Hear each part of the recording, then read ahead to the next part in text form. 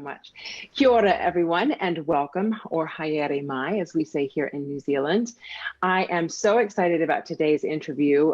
We are talking, obviously, with Cath Bishop. She is an Olympic silver medalist in rowing. She is also a former diplomat, and she is married to a friend of mine from university.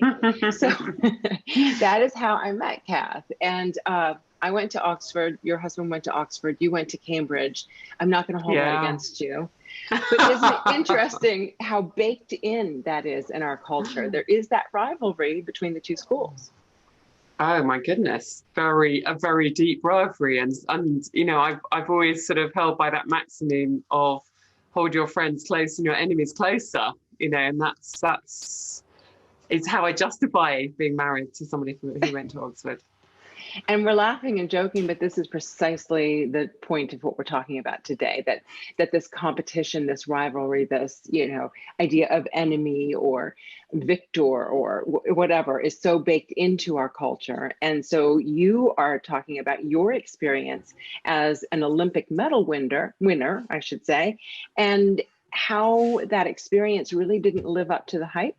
And now your passion, of course, is helping others find lasting success in sport and life. I have to say, I've read your book, and I'm just going to show I have so many notes that I've taken on it. Oh, that's lovely. You must take a picture of that for me. Yes, I will, because everything just resonated. It just went pop, pop, pop, pop. And I was just fascinated by the way you have reframed success. And one thing I wanted to start with is the comparison of two stories.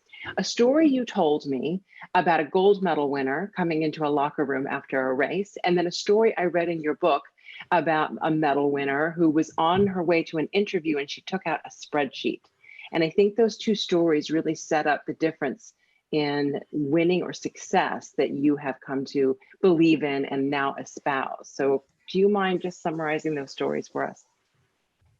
Yeah, so there were lots of different experiences of winning that are behind the book, if you like, that different aspects of my life kind of made me think, oh, I thought winning looked like this, but now it doesn't feel like it was told to me. You know, the narrative of what winning should be like doesn't feel like what I thought it ought to be. And for a long time, I thought it was about, you know, me and my experience of those. But actually, what I saw around me was a lot of people who were winning and yet not feeling like their life was suddenly brilliant and that they'd reached happiness and felt joy at being on the top step of the podium, let alone all the rest, of course, who were discarded along the way for having failed to get to the top step.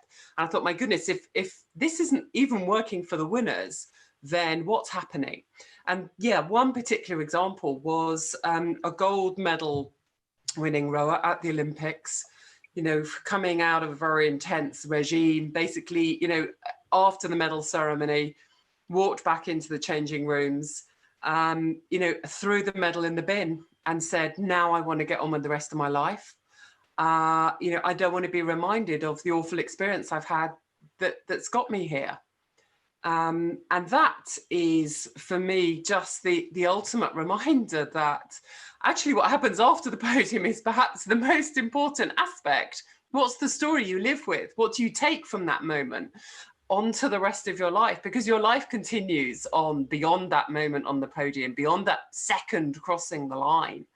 And actually, if that becomes disconnected, as we are seeing increasingly in elite sport, when athletes aren't happy and feel depressed and empty and wonder, is that it? You know, we've allowed those moments to become disconnected from the rest of our lives, to be devoid of meaning beyond that split second. And when that happens, then of course, when it's lacking in meaning, it doesn't actually matter whether you've come first or last. It leaves you pretty empty. And that's really been part of what I wanted to look for. What does winning really mean beyond that moment? Can it mean something beyond that moment? It's that hollowness of the win that's so shocking to some people. And I will ask you about your moment of winning the silver medal in just a moment. But there was another story in your book about a medal winner who had a completely different reaction to it. And that's where the spreadsheet came in. So Please tell us that story. So a pair of British rowers who had this approach of constant learning. So all the time, every day, you're assessing what are the things we need to do to get better. And they had this wonderful spreadsheet that had not just the measurable stuff, I mean, the weights, how fast you go, I mean, all of that stuff was on it, but they also had all of the other elements: communication, recovery, nutrition, mindset, this much broader set of criteria that need to be developed in order to get that peak performance. And for them, it wasn't about, oh, well, we've just crossed the line, it's all over, we're done. Actually, they were so used to, always looking at the spreadsheet each day. What are we going to learn? What are we going to do differently tomorrow? What's gone well today? What do we need to improve tomorrow? They'd become world-class at improving. And that's what enabled them to win. But that improving was so much a part of what they were, that after they'd won their gold medal, they'd been on the podium, they'd heard the national anthem. They were in the taxi on the way to the BBC for their interview, and they got out the spreadsheet and they said, what went well today? Which bits did we do? Which bits were world class? Which bits weren't? Which actually could we improve if we continue? And it was that sense of momentum after the result, if you like. And it was also not necessarily, yes, they might continue into these are the things we could improve in our next rowing race if we carry on in the next Olympiad. But there are also things that we can improve in whatever else we go on to in the rest of our lives. And I think for me, when I sort of had a bit of a turnaround at the end of my career, it was this sense of what am I gaining from this elite sporting experience that is going to be useful to me afterwards, regardless of the result. So I want a really good result, but let's not throw away the fact that that's not within my control. And there's a lot of other stuff that I'm gaining. And if I start to recognize that actually sets me up for, constant improvement, which will enable me to optimize the result I get, but it also won't give me that big crash afterwards. Yeah. There is a difference in quality of energy. And I just have to say that, when you describe that, I think the idea of throwing a medal in a bin is so shocking again, because it's such a rejection of all of that hard work. And you talk about win-lose, it's this high-low. And then when you describe what did we learn and how can we apply it, there's this sort of, there is an energy there. There is an enjoyment. There is a certain contentment and happiness and drive and motivation that you don't feel from that other scenario. So I wanted you to start with those because I really feel like those encapsulate this idea of performance versus results. But you did talk about your experience in the Olympics, and I would love for you to take us to that moment when you crossed the finish line in Athens and learned that you had won a silver medal. And as you talk, I'm going to try to share the screen to show that moment so that you can describe it to us and we can picture it at the same time. So there we are. Yeah, that's the moment after the medal ceremony, getting back in the boat to row back to the where the boats are all stored. And my reflections at that moment really sowed the seed for the book. I had a million things going through my head at that moment, and the moment since I'd crossed the line, probably only about 10 minutes before that. On the one hand, I had that kind of old mantra, that, dominant macho narrative of the sporting world that, only one result counts. You've got to be a winner. No room for second place. Second place is first loser. We're not here for second place. All of those mantras that actually we hear in the playground, we hear them in school football pitches, rugby pitches, we hear them in the river, we hear them across sports. We hear them in the organizational world as well. And of course, we hear them in elite sport. And, part of me was thinking, well, actually, the plan was to win. That's what we're setting up for. That's what we're always aiming for. So, okay, well, I didn't quite get there. But on the other hand, I had a voice that was going, well, the first Olympics I went to, I came seventh. The second Olympics I went to, after 4 years of training, 6 hours a day, 7 days a week, 49 weeks of the year, I came ninth. So actually, this feels a hell of a lot better. And you know what? I have been on the most amazing journey in the last few years that's enabled this to happen today, to have this lovely piece of metal. And the interesting thing, I suppose, for me now is, I don't carry around the medal. I carry around the experience that led to that. And that's what stays with me. And that's why the experience is so important, and why I think the experience in that throwing the medal in the bin example is so shocking, because that is the experience you will carry around with you for the rest of your life. And whenever I'm kind of talking about you know, my experience at the Olympics, you know, I always tell the story of the things that went around it, the challenges, the highs, the lows, the culture with which we trained, how I felt day in, day out, because that medal is about all of those days and all of the things that led up to it and the things that have happened since. Whereas what happens is we start to narrow in what we see in the media, what we watch is a split second of crossing the line, and we make a judgment, we make a ranking, first, second, third. You know, we jump to those things without seeing the richness of the story, which has so much more for us to connect with. And that crossing the finish line and judging that moment. One thing you bring up in the book, and one thing I have observed here in New Zealand, is that you never really cross the finish line. You have to keep crossing it again and again. We have the All Blacks.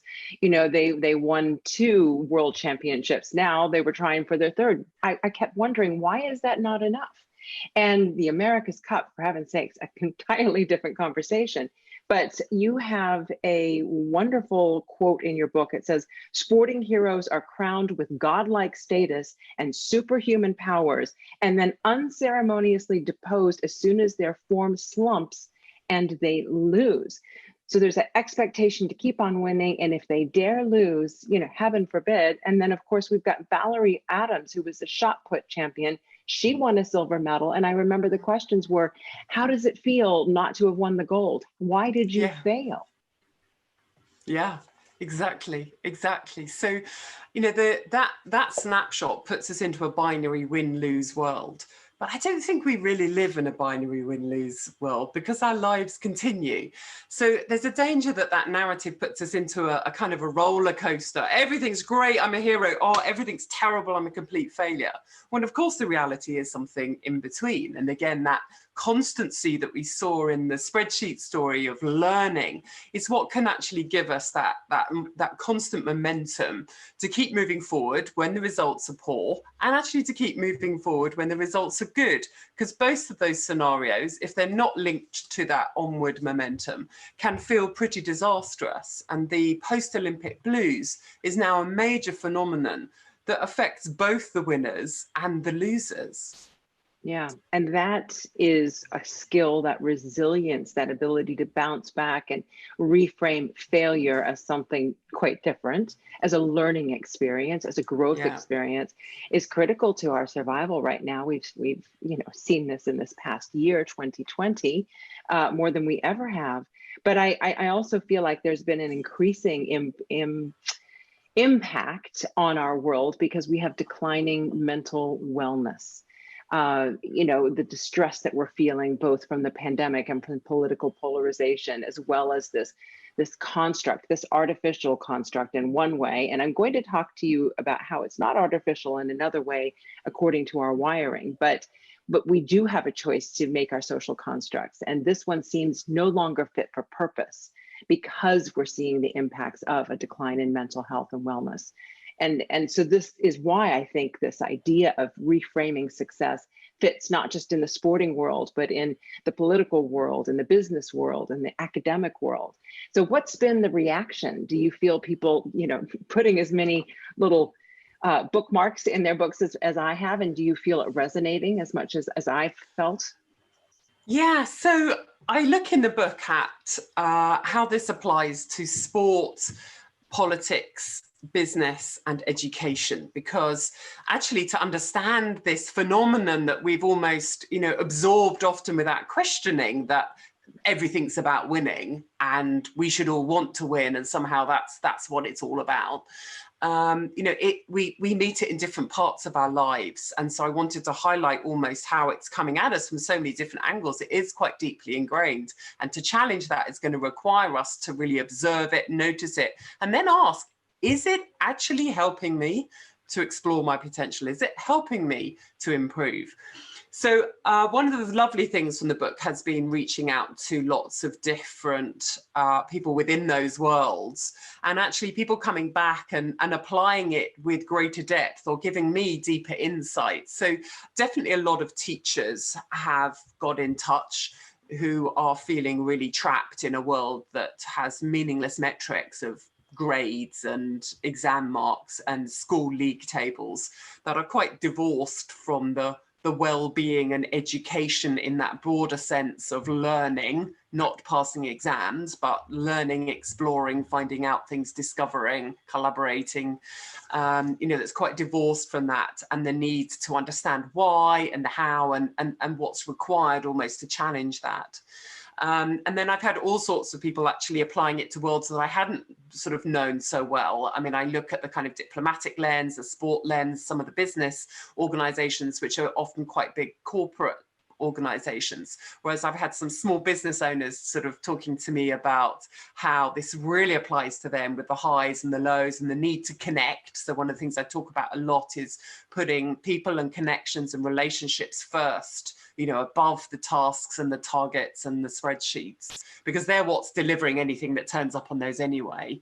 And actually investing in those relationships gives us the resilience to have a support network and a means of collaborating and exploring how we need to adapt and sharing ideas that's essential for us to move forward, particularly when we need to be so flexible in these uncertain times.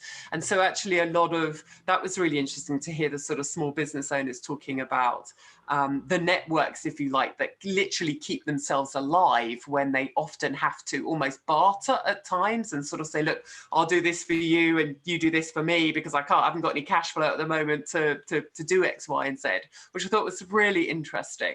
And I had an architect reach out recently again, talking about their world where often, they have these big pitches, and if they don't get it, they sort of have a massive low and a real slump. And then they go again into the next pitch for the next kind of, building or whatever it is they want to do. And actually realizing it's very exhausting, it's very draining being on that roller coaster. And they're missing out on the fact that even when they don't get a pitch, there will be some really, really good things that were in it, and they almost chuck them away. That's madness. And that was sort of one of the things that we would think about at the end of races, was getting into this learning mindset. It doesn't matter whether I've lost or whether I've won. I've actually done some stuff really well, and I've got some stuff I need to improve. One of the things that I will say is that the biggest pushback I hear about this concept is that we do need metrics. We do need to measure. We need to measure what people have learned. We need to measure if they're going to meet a standard so that they can perform if they go into university. The same thing in business. We have bottom lines we need to meet. So how do you respond to criticism about, well, that's all well and good. It's great that we're supporting people on the learning journey and we're building their softer skills and resilience and etc. But we actually have some real measurable metrics to meet that are sink or swim, essentially, a business surviving or not surviving, that bottom line. So I always use one question, which is, what isn't measured in your metrics that's actually also really important to the survival of your organization? And a really interesting list appears at that point. And I say, oh, that's really interesting. Let's look into those issues a bit deeper. What's happening there? Because often that's where we're not developing. Quite often that might be around sort of motivation, engagement of the workforce, whatever it might be, but that's lying behind that. A whole range of issues. It is often in that cultural realm that are a little bit harder to measure, but no less important. But we've almost allowed ourselves in this obsession with metrics to forget the things that we can't easily measure. But that is not good in anything other than the short term. And what happens is that even with the stuff we're measuring, the way to improve those figures is to broaden out again and look at that broader set of criteria that go into delivering those, particularly around the people side of things, the culture, the motivation, and to think there about where are we creating the meaning, the link to the purpose, for people to actually engage more, or perform as a team much better. Again, very often I will have that sort of people will kind of ask me to come and work with them, say we've got teams, they don't work, they don't gel, everybody's kind of doing things for themselves and almost sabotaging each other. And of course that's because that's how the metrics and incentives are usually set up. So we have to sort of start pulling those things apart. So, the metrics work up to a point, but within themselves, they don't tell you how to get better very often, other than by doing the same thing you've been doing a bit more. Yes. When that stops working, then you need to start looking more broadly.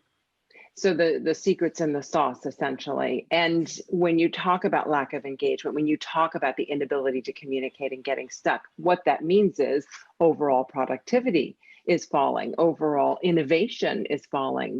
We get into that fixed mindset, paralyzed by the fear of meeting the target, getting past whatever the metric standard is. And that does stop us in our tracks. Yeah, I completely agree. There's just a narrowness of thinking. The danger is this trying to win, trying to be the best, and again narrowing down what that looks like by quite a sort of comparing yourself just with a few other people. Often it's actually narrowing what we achieve, it's narrowing how we develop, it's narrowing the sort of people we recruit and start bringing into organizations as well. And again, at some point you realize that you are no longer exploring potential, you are no longer challenging and thinking about what's possible. You don't have that cognitive diversity to really pull things around and say, actually there's something going on over here, and we need to start thinking about that. Other things are happening in the marketplace. You get very stuck, and that's okay if you are in a very narrow part of the economy or society that things aren't changing. But in most areas they're changing really fast, and we need to look much broader. We need to be also considering that environmental impact, the social value, and these are big complex issues that are not about winning and losing and who's first and who's second. And in fact, you mentioned a few things in your book, that the UK government passed the Social Value Act, that there are B corporations, that measure things like social impact and environmental impact, and that even the Business Roundtable, an economic board, global board, is associating the idea of shareholder primacy as maybe not necessarily the metric, so constantly making the bottom line and a payoff for shareholders may not be the best way forward. So hopefully there is some hope in your book. We're able to start as organizations and as institutions that are looking at this from a broader perspective, making progress in that area. But we're still stuck in things like performance reviews. So there's the hope that we're changing, but then there's the day-to-day, this is how we still measure performance in school, measure performance in business. If 2020, we had a pandemic, it forced us to start to change the way we do things. Remote work, which we've known as a possibility for more than a decade, finally is entrenched because we were forced to. And so often we wait as a species until we're forced to change.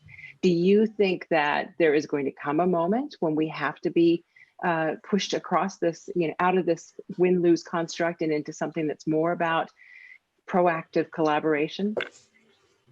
So I definitely think we are struggling and there's a mismatch between the institutions that we have, of government as well as of business organizations.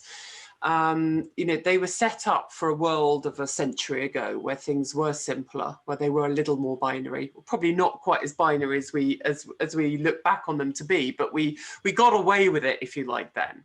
But I think the issues we face now, whether it's inequality, global health, the environmental challenge, these are absolutely complex, ongoing, and long-term issues that require different way of, working together.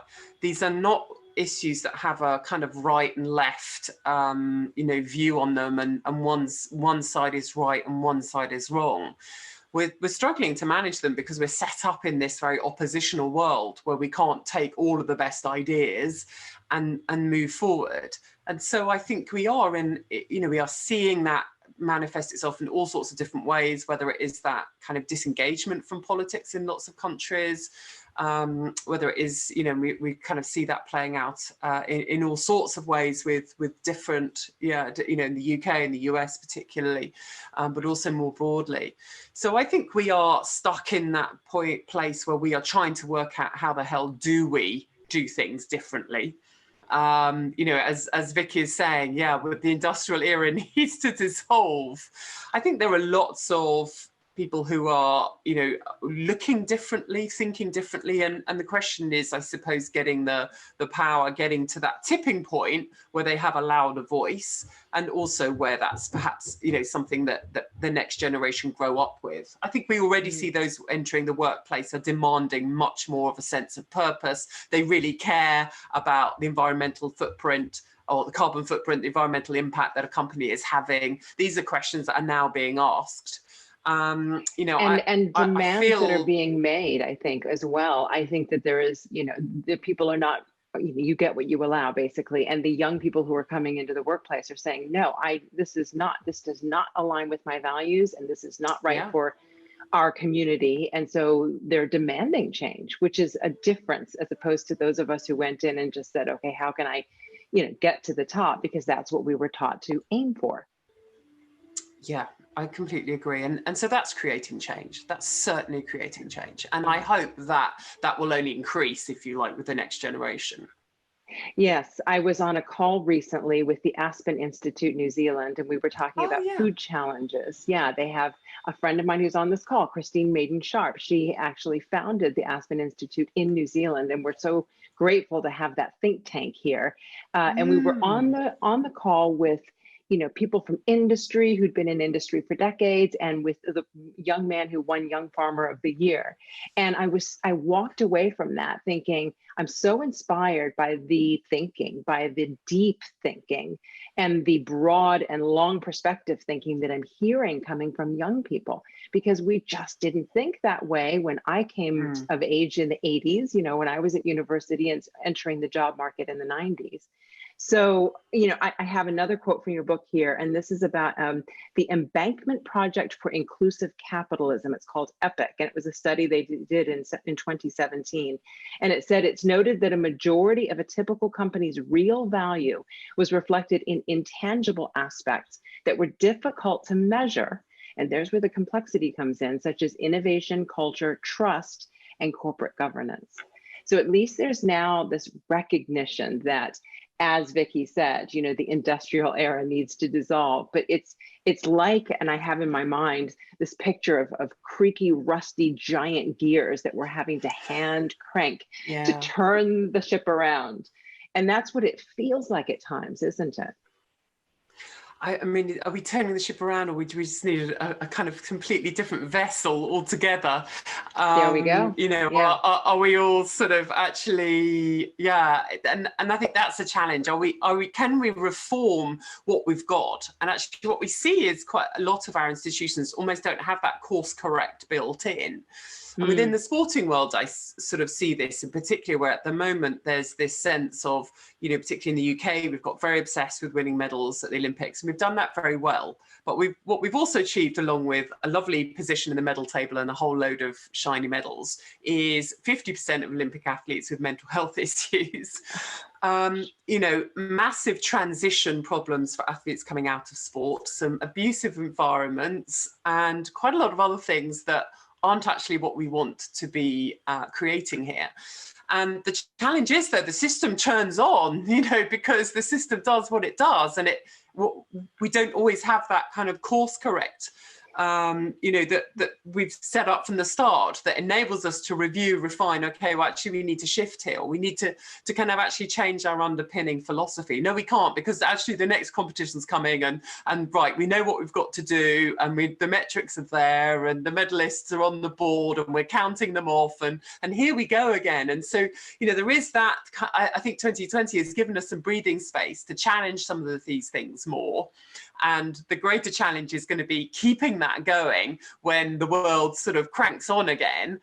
And these big machines, these kind of systems just carry on, whether it's education, whether it's sport, whatever it might be, and until we hit that next crisis.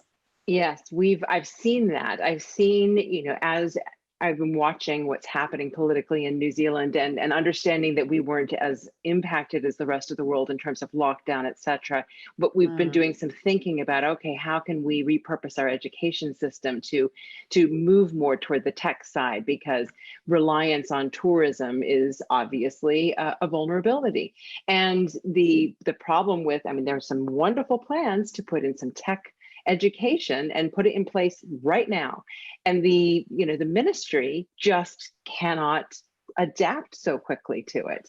And so it's this, it's so logical, but the practicality of it is that there just isn't the machinery in place to manage it. And I'm going back to that idea about a new vessel. And that idea ties into this old philosophical question about if you replace piece by piece by piece a ship that you're in, at the end, if all of the pieces have been replaced, isn't it a new vessel? And I do think that the reality is that that's the way we have to do it, in a piecemeal way, because we can't just, I mean, we have all those aims and hopes for resettling Mars. That would be an entirely new vessel. But right now we have this world, we have this construct, we have these corporations, this system, these ministries. And what we need to do is just, you know, start making change bit by bit by bit, but it's very uncomfortable and frustrating at times, I would imagine.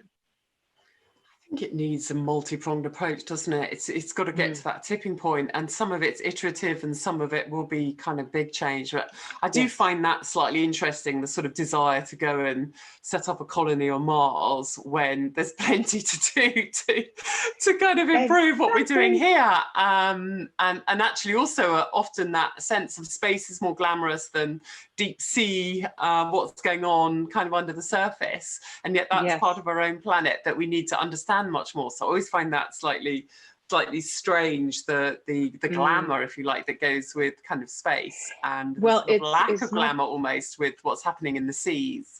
It's lack of, in a weird way, it seems easier, even though it's entirely complex to make this actually happen. But the idea is easier because we do have, and you point to it in your book or talk about it, this loss aversion, this idea that, you know, it's just too hard to deal with losing, and it's too hard to deal with complexity in many ways. And we're seeing this reflected in some of the political debates right now in face of data and science, and so many different things to consider and use our brains for. We're reverting back to, no, I choose to believe this because I feel this way, because I have a certain, you know, faith or you know, a belief system that we choose, which may not actually align with what the data, facts, and or that we are presented with every day, and we have more access to every day. In a weird way, we have more data and more information than we've ever had before, but it's just too hard. It goes in the too hard basket is a way that we rephrase it here in New Zealand. I really think that kind of ties in with Vicky's sort of question that she's just put in about should leaders have a creative background. And I think for me, a lot of our questions bring me back round to what are we preparing people at school for? You know, we have such a mismatch there between, in our country still, this focus on passing exams, which are incredibly narrow. And it means that everybody ends up knowing the same things, which also seems a bit of a waste when we could cover a lot more across us if we enabled people to learn some different stuff. But no, we all have to know the same things and not know the same things. Whereas actually what we need is this adaptability. We need to spot connections. We need to be able to think cross-functionally, cross-sector. We need to be tearing down those silos. And I do think that needs to happen from a much earlier point. I mean, it is interesting that the research shows that when you have a chief exec who's come from with a humanities background, they often find that inherently easier to do, that sort of strategic thinking, that also thinking out of the box, seeing different perspectives. I think David Epstein's book Range, which was hugely popular in 2019, very much talks about the need for us to have a broader generalist education, and that we over specialize too soon, too early, you know, at school, but also within our careers. So I think there is that need to make sure we're constantly challenging our thinking, broadening our thinking, rather than trying to be sort of king of something very, very, very narrow. Because the key is dealing with uncertainty, adaptability, flexibility. That's what's essential to business success. That's what's essential actually to resilience, to managing this uncertain world. And so those are skills we need to value. So we need to be recognizing those. We need to be having those underpinning our education system, rather than education being pinned on certainty and getting 10 out of 10. You know, that's a fundamental mismatch. So I really like that question. I mean, I don't think it has to be one background or the other, but I think a breadth within your background is really important. I remember having a discussion with a friend recently about being promoted to a board. And she was told, because she didn't have the depth of legal background, because she just recently retrained as a lawyer, that she didn't have the relevant experience to serve on the board. And I said, on what metric? You know, you have international experience, you have experience of being a minority, you know, she's from a non-European background, and you have other things that bring diverse thinking. And you mentioned this before, not just diversity in terms of experience and cultural background, but diverse thinking to a board. But it didn't fit their narrow metric of 10 years experience and, you know, experience doing this one thing in this area of expertise, as you say. And I pointed out to her, because she didn't realize that, you know, she was just buying it hook, line, and sinker, because that's what we've always been told. You know, these are the metrics. This is what you have to measure up to. And getting people individually, and this is really also what we'll get to in your book, is getting people individually to apply this kind of thinking, and not accept the norms and the conditioning that we've been brought up with, challenging it with the way we think, asking why, as you say. I think is really, really important. I do want to sort of zoom back out to the broader perspective and mention one more quote in here. And I thought this was fascinating, because it comes from an American military man, General Stanley McChrystal. And so often what we do in the world, in the corporate world, is modeled on the military model. And what he said is, eventually we all have to take a leap of faith and dive into the swirl. Our destination is a future whose form we might not find comforting, but which has just as much beauty and potential as the straight lines and right angles of the last century of reductionism. The future will take the form of organic networks, resilience engineering, controlled flooding, a world without stop signs. I mean, that's almost lyrical. I also think it just really captures the essence of this idea that it's uncomfortable to be here, because it's vague, it's amorphous, we're figuring it out as we go along. And that's hard for human beings to manage, because we crave certainty. It makes us feel safe. So I love that. Comes from his book Team of Teams, which is one of my favorite books. And it comes from that real hard experience that the army have had, Western armies in particular, US in particular, have had in their recent period, where they had to face the fact that their army was still based on the sort of same terms that it was when, you know, when we used to fight the Prussians in Germany, and we'd line up on a battlefield, and whoever had more men, you know, won, and it was over and it was done, and you had that land, and then you moved on till the next time. And war doesn't happen like that. So, you know, that certainty of being a winner in war is another area where it doesn't look like that anymore. You often don't know who the winners or the losers are. You know, and some of these very messy conflicts, you know, Syria is an example of that.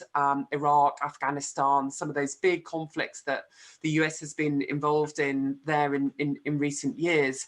you know, you didn't know who the enemy was, and they were moving all the time. And you looked at this hierarchy of the US Army against just a messy blob where there might be more than one leader, you don't really know. And every day that the sort of just amorphous mass was changing, and it was so much more flexible and so much more able to be agile and to adapt. And going up and down the chain of command in the US Army was utterly, I mean, just a tortoise speed.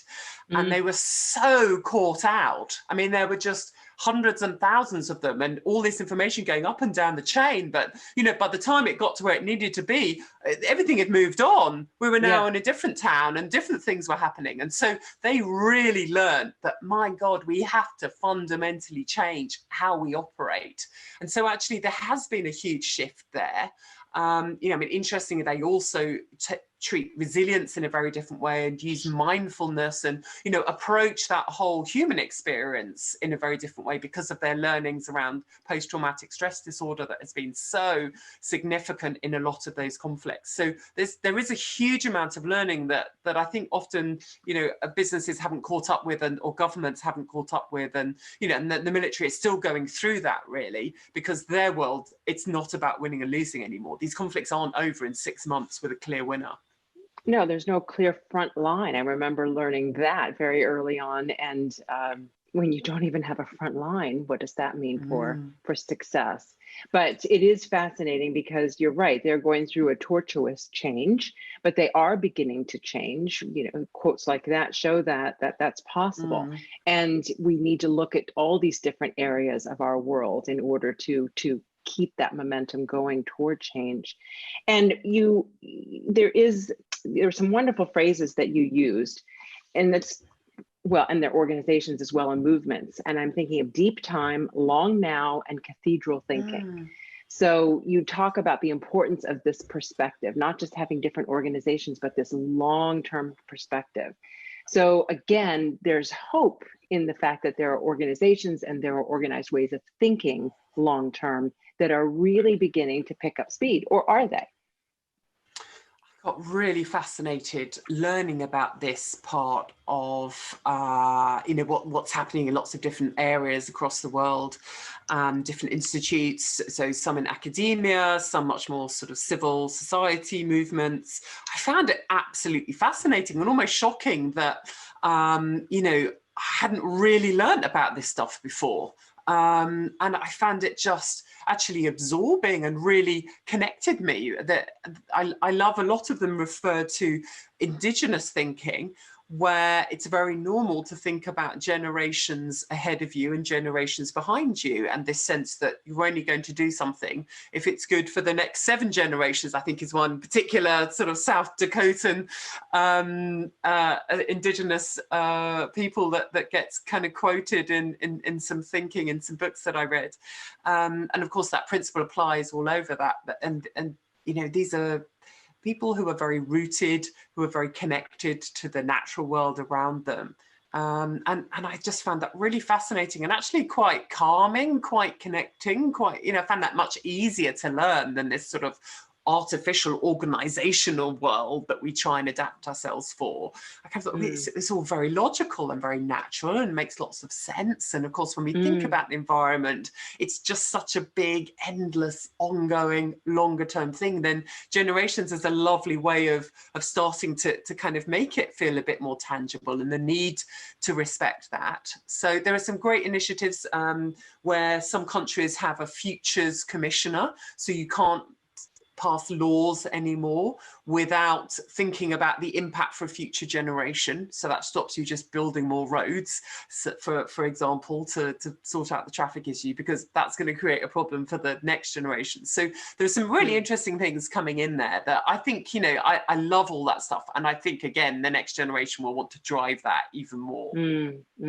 Obviously, the Maori culture here is very much a part of what we do in New Zealand. And for example, there's a river, the Whanganui River, which has been granted status as a person, which is a fascinating way of reframing impact on environment and how our environment is actually viewed or comes to the table, as it were, within negotiations And that long-term view is very, very much a part of that. And that's also interesting because it goes back to a more traditional way of thinking. And we've become so disconnected, going back to the idea of connection, from our natural world and from some of the ways that we used to relate to one another. And we did rely on one another within societies for our survival, and that bartering and that collaboration and that cooperation. But on the flip side of that, I find in my observations of human nature that we so often respond to our world in the way that we're hardwired to, with our amygdala, and we go straight into fight, flight, or freeze, which is very short-term thinking. So much of what I see in terms of what's not working in our world, I blame on this short-term fight, flight, or freeze response. And so I tend to have to really talk myself out of getting down and pessimistic about our future, because it seems we need that for survival in one sense. We need to be able to judge quickly and find a winner or a loser and get out of a situation. But that doesn't give us room to engage this and learn about collaboration and cooperation and thinking long-term and getting perspective. So how do you manage the tension between those two concepts? I mean, I love Margaret Heffernan's writing on this, and she talks about how we've been on this sort of 50-year testosterone-fueled loop of just working out who's the biggest, toughest, meanest person out there. You know, well done us, we've explored that one. Now, how about we spend the next 15 years working out how we collaborate and cooperate? When you look at the bigger kind of evolutionary perspective, then it is our ability to cooperate in large numbers and to communicate in a sophisticated way that has actually marked us out from our ancestors. So again, I found my sort of anthropological research was reassuring me and kind of think, and you know, that in the long term, that is the way that we move forward, and that perhaps this is a kind of a short-term 50-year blip or something. I do think it's about realizing that we potentially are also going to come to the limits of what we can achieve by playing on the amygdala system. And certainly sport, you know, which is often a sort of microcosm of what we learn in society, is grappling with this. And that's why I think there's an opportunity for change. And I see cultures wanting to change, because actually if you play to that fear-based, fear of failing, hating your opposition, you know, which many sports have done, many coaches have used that and have been successful up to a point. But now we're looking for that next marginal gain, that next piece. Actually, that doesn't enable peak performance, and it doesn't enable sustainable performance.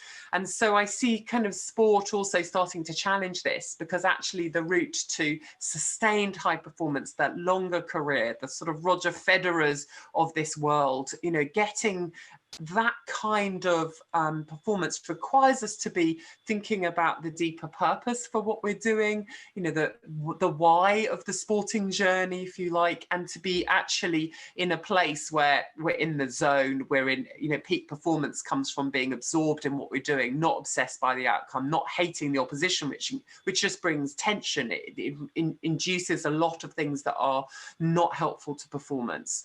So, you know, I see a bit of a tussle going on within the sporting world that's actually part of that evolutionary, right, where are the next performance gains coming from? And so I think, you know, that's forcing people to go, do you know what, the culture really matters, the environments matter. You know, athlete retention is struggling with the systems that we've set up.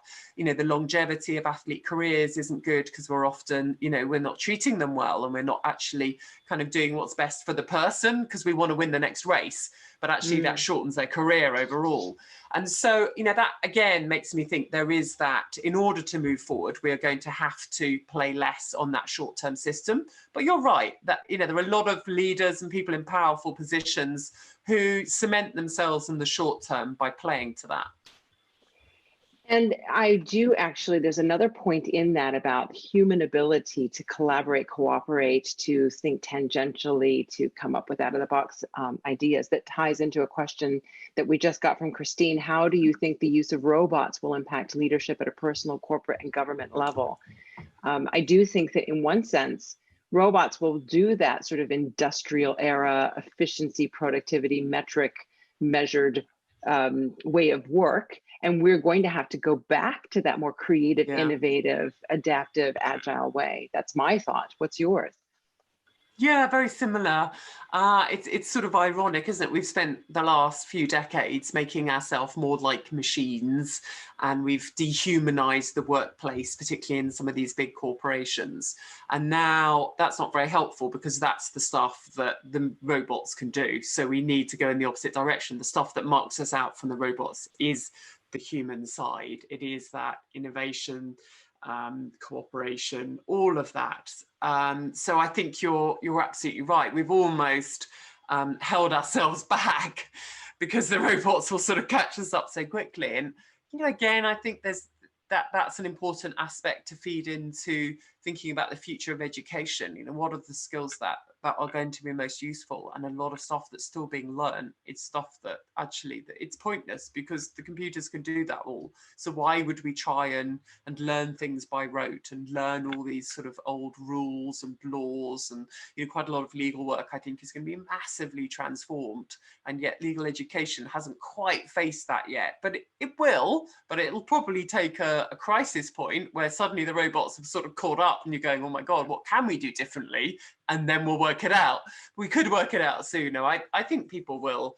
I see that shift that's happening, where culture is seen as affecting the bottom line and being something that is only going to increase importance with future generations. That's a sign to me that the balance is shifting in where we see ourselves developing, and how our organizations will look very different. And I do think as well that it is about the personal shift, that we each have to make as individuals. And you get into that at the end of your book. And I'm particularly interested in some takeaways for our audience here today, because we can bring this back to our workplaces. The impact, well, who knows? But what we can do is apply this to ourselves and the way we approach everyday life. I call it personal leadership. And you mentioned a couple of things. One is to channel that inner 3-year-old and constantly ask why. Why is it done this way? Why is that considered better? And any other tips or takeaways for our audience here today? So the 3 C's of the long win are around this: clarifying what matters, a constant learning approach, and connecting. And actually having those 3 as the success criteria, not have I had a good week, have I had a good day, not in terms of have I done the tasks, what's the to-do list looking like, did I get through everything on the Outlook calendar. Throw those metrics away and start thinking about, well, if I can understand what's most important to me in the longer term, what's the purpose, what's the impact I want to have, what's the difference I want to see, what did I do this week that takes me one step closer to that? Okay, that's a good way of reviewing whether I've had a successful week or not. And then in terms of what have I learned today, from every interaction, every meeting we have an opportunity to learn, to see things from a different perspective, to find out a little bit more background about somebody else and what they bring to the issue we're discussing and working together on. So, am I really seeking that out and gaining that? What have I learned this week is another great question to ask, rather than, phew, how much of the to-do list have I ticked off? And then that relationships piece. So who have I really connected with at a deeper level this week? Who have I really kind of learned a bit more about, what they care about, what drives them, that I can have that closer cooperation, that slightly more collaborative relationship going forward, that will be much more resilient, that will enable us to work together and find a different way of adding value to what we do. So I think using those metrics, if you like, because we all want to have some kind of way of thinking about what's working and what do I develop next, then more meaningful metrics around, that reflection of, have I done something that's moved the dial and what matters? Have I really learned something new? And what am I looking to learn in my next conversation? And who have I really connected with and invested time in developing relationship with? Interesting. Reframing productivity in the to-do list with moving the dial in the direction that you want to go. I think that's a wonderful image to keep in our minds. I have to say that, when you describe that way, it instantly again feels like there's less pressure involved in that. And pressure and stress to a certain degree can motivate us to achieve more, but we have far too much in our lives today. We have far too much imposed on us by metrics, targets, exams. I will share with you. I've got my little Oxford mug with the rowing blades on it. I've had this from university, and I brought a lot of other things from university as well. When I went to apply, I didn't think that I would get in. So I went into the interview process with just this very relaxed sort of, let's see what this is about. Curiosity, natural curiosity. And I answered questions about could robots do things differently, or could human beings think differently than robots? And I said, yes, association with smell, for example, could take us down this memory lane and lead us to something that a robot would never be able to replicate, because how can you do that? It's individual to each person. I had fun with it. Fast forward 3 years later, after being told that the 2 years of my final 2 years of university would be tested in the final exams and nothing else that I did mattered, I overstudied, I freaked out, and I bombed my exams. This is a little confession. And I thought my world would end. It did not reflect the performance that I'd had at university. It did not reflect the learning, but that metric made me feel so awful and worthless and less than. And I imagine that was a similar feeling, if you didn't win a race at the Olympics. Yeah. It was my own personal Olympics. And then in perspective, looking now, in my 50s, back at that moment in my life, what I learned from that experience was the resilience to overcome those setbacks. What I learned from university was a creativity in thinking. I learned how to think. And I feel like if anyone explained that to me at that point and took the pressure off, and if I had gone into those exams with this, well, let's just see what happens here, because it's not going to matter in the long term, I would have done far better. So that's a personal learning that sort of aligns with your book, that I've tried to share with my children and the clients that I mentor. And do people apply your lessons and look back on their lives and say, oh, things could have been so much different if I thought this way? So what you're describing there is connecting with what was the purpose of your education, if you like, your university education. Was the purpose, the real why behind it, to pass the exam? Was actually the purpose about developing yourself for all of the challenges still to come, to prepare different, to meet different people and explore and expand your thinking? I think it's the latter, but the metric, of course, is very narrow. And in the longer term, it's that exploring, thinking, being able to, having been exposed to lots of different influences and different information and all sorts of stuff that you encounter in a university life, both formally and informally. Those are the things that in the long term really help you. What you did in that exam, the specifics, probably it's really limited how that stuff helps you. So what I think is so important, that whatever point of my journey we're on, is to connect with what's the bigger picture here.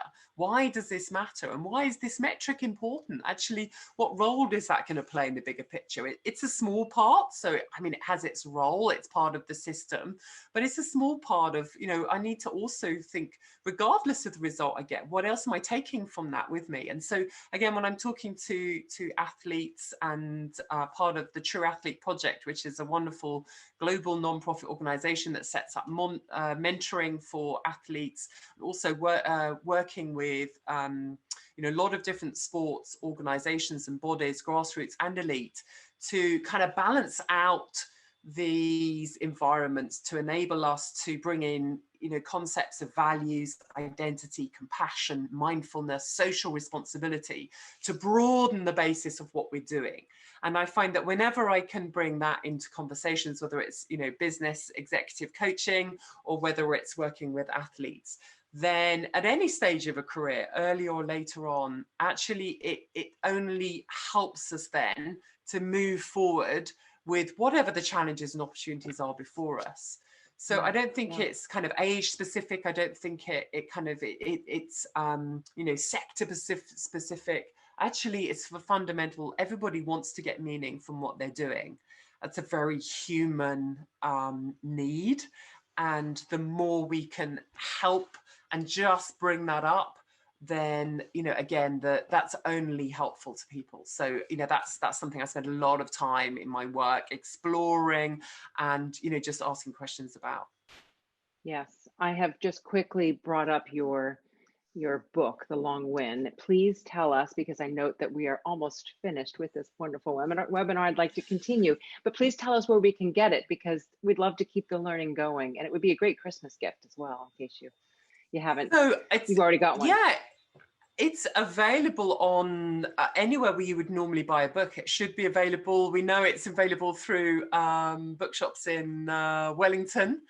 That we've connected with, yeah, online, and yeah, you know that it's got international reps everywhere. So please ask at your local bookshops wherever you would normally buy a book. It is on Amazon, of course, Yes. but also bookseller.org, bookstore.org, any of those other kind of online ways of buying books. So it should be Super. anywhere that you would normally buy a book. Yeah. And Good Books in Wellington also delivers if you order online. So that is the bookstore owned by a friend of mine, full disclosure, that it will be selling your book. So that's exciting. I'm going to keep that up there. And I'm just going to mention again, Dr. Cath Bishop competed in rowing at 3 Olympic Games, winning World Championships gold in 2003 and silver in Athens in 2004. She also served as a diplomat for the British Foreign Office for 12 years, specializing in policy and negotiations on conflict issues with postings to Bosnia and Iraq. And you do now you give talks on leadership, you go into corporations and you coach. And then just quickly in the last minute, where can we follow you online, Cath? Yeah, so my website is cathbishop.com. And I'm on Twitter at the Cath Bishop. I'm on Instagram, Cath_Bishop. I'm on LinkedIn. So please link in with me. I'd love to continue the conversation. And yes, please get in contact. You know, if you do read the book, then please share your thoughts. Or, you know, let's certainly stay in touch. Okay, lovely. Cath, thank you so much for joining us today. Please say hi to your wonderful husband, whom I remember so fondly from university. I get to see once every 10 years. But thank you so much for sharing your wisdom with the group here today.